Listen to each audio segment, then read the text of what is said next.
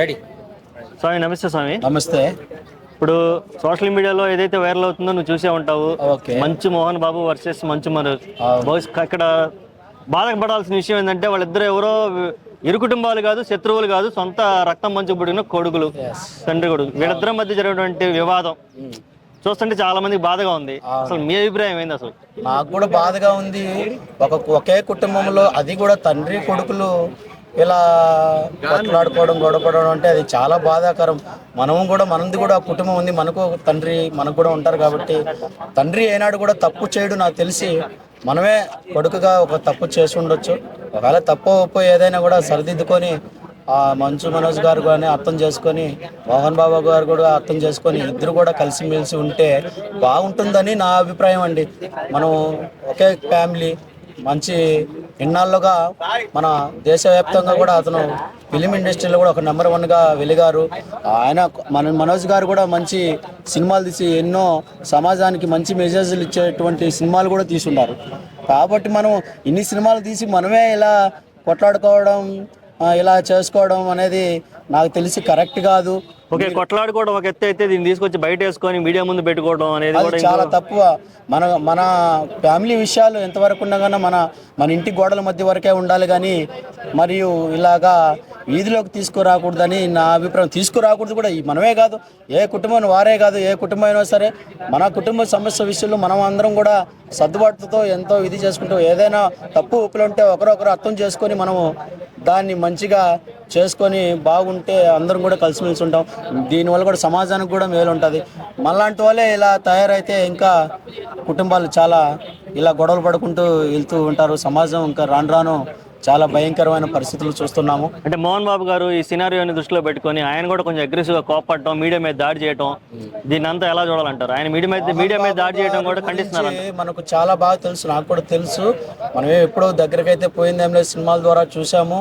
ఆయన కూడా చాలా మంచి మనసు ఉన్న వ్యక్తి, పెద్ద వ్యక్తి.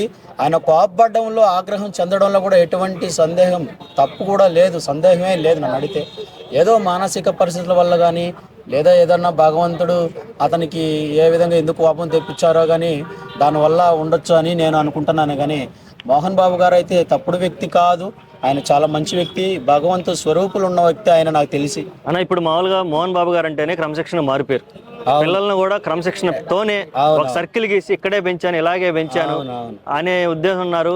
మోహన్ బాబు గారు ఆ క్రమశిక్షణ వల్లనే డైరెక్ట్ నరేంద్ర మోదీ గారితో కూడా వెళ్ళి ఫోటో దిగేంత శక్తివంతులు అయిపోయారు. కానీ ఇప్పుడు అదంతా ఏమైపోయి ఒక ఇన్సిడెంట్ తో ఏమీ కాలేదు. ఆ శక్తి అలాగే ఉంది ఆయనకు. నాకు తెలిసి సాక్షాత్తు శివుడితో సమానం ఆయన శివుడే నాకు తెలిసి. ఆయన దైవశక్తి ఉంది కాబట్టి నరేంద్ర మోడీ దగ్గరికి వెళ్ళారు. ఇక్కడ సినీ ఇండస్ట్రీలో కూడా పెద్ద వ్యక్తిగా వెలిగారు. ఎంతోమందికి కొన్ని ట్రస్టులు పెట్టి కూడా ఎంతోమందికి సహాయం చేసి కూడా మంచి లక్ష్మి గారు కానీ వాళ్ళ కుమార్తె గారు కానీ చూస్తా ఉన్నాం ఎన్నో ప్రోగ్రామ్స్. అంటే ఈ ఆస్తి తగాదాలు రావడానికి ముఖ్య కారణం ఎవరైతే మనోజ్ రెండోసారి పెళ్లి చేసుకున్నాడో మౌనిక గారు, ఆ ఇన్సిడెంట్ కూడా తీసుకొచ్చి దీంట్లో కలుపుతున్నారు. మనోజ్ గారు కూడా నా ఫ్యామిలీని కూడా అటాక్ చేస్తున్నారు, భార్య కడుపుతో ఉన్నప్పుడు కూడా సరిగా చూడలేదు, ఇన్ని వివాదాలు ఆయన తీసుకొస్తున్నారు తెర మీద. వివాదాలు చాలా కుటుంబాల్లో చూస్తున్నాం కానీ ఈ ఆస్తులతోనే, ఈ డబ్బులతోనే మన జీవితాలను నాశనం చేసుకుంటున్నాం. ఈ మనోప్రలోభంలో పడి మానవత్వం కోల్పి మనం విచక్షణ రహితంగా తయారైపోయి మనము ఈ విధంగా తయారవుతున్నాం. కానీ నాకు తెలిసి ఆస్తి గొడవలే ఉండొచ్చు. ఈ ఆస్తి ఏముండదు, మనం బాగుంటే అంతకంతకు ఇంకా సంపాదించగలుగుతాము. భగవంతుడు మనకి ఇస్తాడు మనం మంచిగా ఉంటే. తండ్రే ఇవ్వాలనేం లేదు, మన స్వయశక్తితో మనం కూడా సంపాదించుకోవచ్చు. అది కూడా మంచు మనోజ్ గారు అర్థం చేసుకోగలరు. దయచేసి మీ ఫ్యామిలీ విషయంలో నేను చెప్పే అంత గొప్పవాడినేం కాదు, కానీ మీరు అర్థం చేసుకుంటారు. మీరంటే మాకు మీ కుటుంబంలో అందరూ ప్రతి ఒక్కరు, అమ్మగారు కానీ మీ చెల్లెలు గారు కానీ ప్రతి ఒక్కరు అందరూ కూడా ఉన్నారు కాబట్టి. అంటే ఈ సమస్య ఎలా ముగిసిపోవాలనుకుంటున్నాం అంటే వాళ్ళు కూర్చొని డిస్కషన్ చేసుకోవాలనుకుంటున్నాం. లేదంటే ఒకప్పుడు మనకి టాలీవుడ్కి దాసనారాయణరావు గారు పెద్ద మనిషి ఉండేవాళ్ళు. ఇప్పుడు ఎవరన్నా వచ్చి పంచాయతీలో ఏళ్లు పెట్టి సర్ది చెప్పి న్యాయం చేయాలని కోరుకుంటున్నావా? నాకు తెలిసి ఫ్యామిలీ విషయంలో ఎవరు రావాల్సిన అవసరం లేదు, ఎవరు వచ్చి విధి చేయాల్సిన అవసరం. ఆ ఫ్యామిలీ వాళ్ళు వాళ్ళ అభిప్రాయాలు తీసుకుని కూర్చొని పరిష్కరించుకుంటే బాగుంటుంది. అందరూ వచ్చి ఈదులో పెట్టుకోవడం అది సబబు కాదు, పద్ధతి కూడా కాదు. ఒక పెద్ద వ్యక్తిగా ఉన్నారు కాబట్టి దయచేసి మీరు అందరూ ఇంట్లో ఫ్యామిలీలో కూర్చోండి. మీకు అంత విధిగా అనిపిస్తే ఇండస్ట్రీలో ఉన్న పెద్దలు చిన్నలు ఎవరైనా సరే కూర్చొని ఇలా చేసుకోని వాళ్ళ అభిప్రాయం బట్టి ఏంటి విషయాలు ఫస్ట్ వాళ్ళ విషయాలు ఏంటి, ఈయన ఎందుకు ఇలా అంటున్నారు ఆ విషయాలను రాబట్టి అవన్నీ తీసుకొని దాని ద్వారా ఏంటి అనేది మోహన్ బాబు గారిది తప్ప లేదా కొడుకు గారు మనోజ్ గారిది తప్ప లేకపోతే ఇంకొకరు ఎవరిది తప్పు అనేది అవి విషయాలు తెలుసుకొని మనము దాన్ని బట్టి మనం అనుకూలంగా ఏమైనా తండ్రి కొడుకులు అది వాళ్ళు ఇప్పుడు కాకపోయినా ఒకప్పుడు ఎప్పటికైనా సరే ఒకటవుతారు. అసలుకే ఇప్పుడు ప్రస్తుతానికి ఉన్న పరిస్థితుల్లో సినీ కెరీర్ అంటే ఏదైతే సినీ కెరీర్ ఉందో అటు మంచు విష్ణు కానీ మంచు మనోజ్ కానీ లక్ష్మీ ప్రసన్న గారు కానీ ఇండస్ట్రీలో ఉన్నారు కానీ వాళ్ళు ఏమి తెర మీదకి వచ్చి సూపర్ డూపర్ హిట్లు కొట్టే అభిమానులకి దగ్గర అవుతున్న పరిస్థితులు అయితే గత 5-6 సంవత్సరాల నుంచి కనబడట్లేదు. ఈ గొడవల ప్రభావం మళ్ళీ సినిమాల మీద పడే ఎంతవరకు పడుతుందంట? ఇది గొడవ పడుతుంది ఈ సినిమాలో. వాళ్ళు కూడా ఇంకా సినిమా ఇండస్ట్రీలో కూడా ఈ విధంగా ఒకరొకరు తయారవుతారు. దయచేసి ఇలాంటి గొడవలు లేకుండా బాగుంటే అందరం బాగుంటాం. మీ వల్ల ఇంకొకరు వల్ల ఇంకొకరు అలా ఒకరిని చూసి ఒకరు నేర్చుకుంటున్నారు.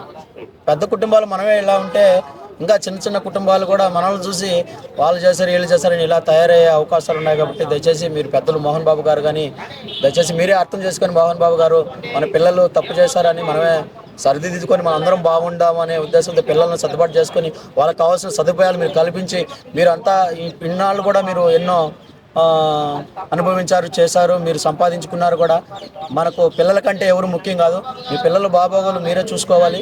మీరు బాగా కలిసిమెలిసి ఉండండి. మీకు ఒకవేళ వాళ్ళు అడిగినా కూడా వాళ్ళకి ఇచ్చేసండి. మీకు భగవంతుడు అనేవాడు ఉన్నాడు సాక్షాత్. నేను చెప్తున్నాను ఈరోజు మీకు ఎప్పుడు మీరు నెంబర్ 1గా దేశంలో నెంబర్ 1గా వెలుగుతారని నేను మనస్ఫూర్తిగా కోరుకుంటున్నాను. రీసెంట్గా చివరిగా ఒక్క ప్రశ్న.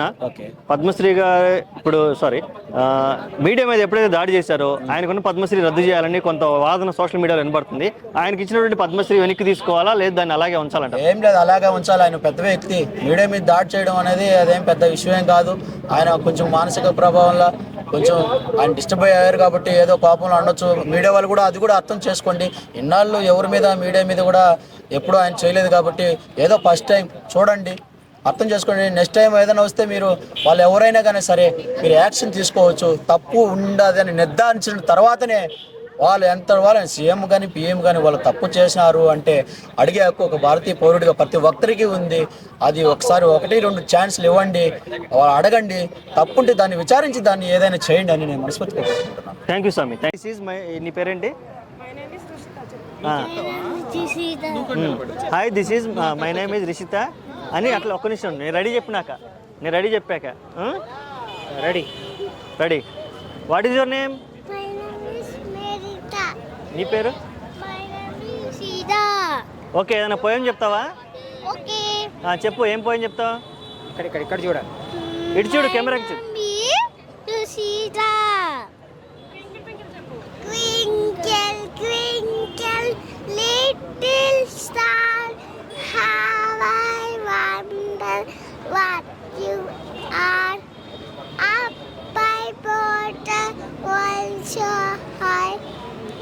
Like a diamond in the sky. Okay, నువ్వు చెప్పమ్మా పెద్ద పాప, నువ్వు చెప్పు. నువ్వేం చెప్తావు చెప్పు. Johnny, Johnny, yes, Papa. No, Papa. Telly light, no, Papa. Ha, ha, ha. 3 little monkeys jumping on the bed. One fell down, bumped his head. Mama got up, the doctor said, no monkeys jumping on the bed. Okay, thank you. Bye.